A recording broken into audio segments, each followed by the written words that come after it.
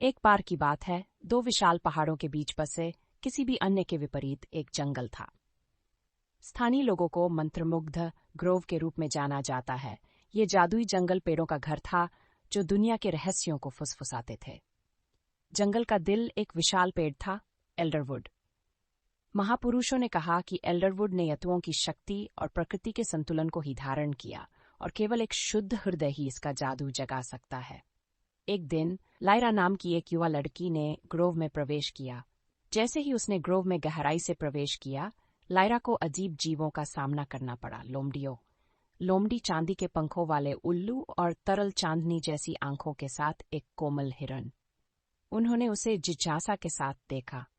वह एल्डरवुड के आधार पर पहुंची। इसकी सूंड काफी चौड़ी थी, काई में ढकी हुई थी जो गोधूली में बेहोश हो गई थी।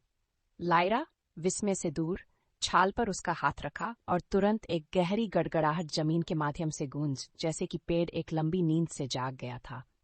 उसके चारों ओर की पृथ्वी शिफ्ट होने लगी और हवा ऊर्जा से भरी हुई थी।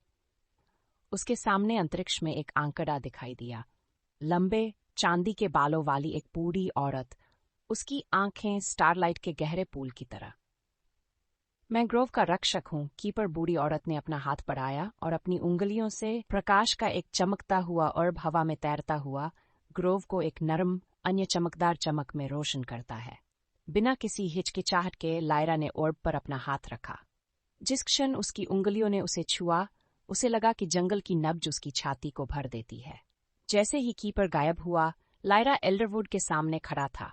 उसका दिल शांति से था। जंगल अब सिर्फ जादू और रहस्य का स्थान नहीं था, यह उसका घर था और वाह, उसका अभिभावक।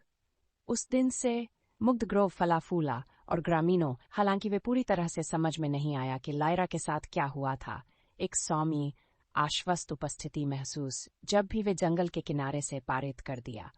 ग्रोव का जादू जीवित था और यह सुरक्षित था।